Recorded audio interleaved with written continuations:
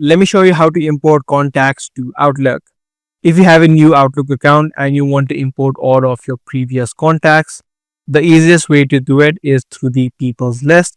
So if you head over to the apps section on the left hand side, click search for people and you'll see the option called people right here. You can just click on it and it is currently going to display all of your emails or contacts that you already have. You just click on the manage contacts on the top right and then click on import contacts. This way it lets you select a CSV file from your desktop or your laptop. Click on the browse option and then just select the option or the CSV that you're trying to import. Once you select your CSV, just click on import and all of your contacts will be immediately uploaded.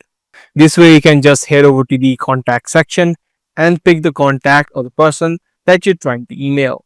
So that was a short guide video on the way that you import contacts inside of Outlook. If this guide video did help you out, be sure to subscribe and also make sure to give this video a thumbs up. That's pretty much all for today. I'll see you in the next tutorial.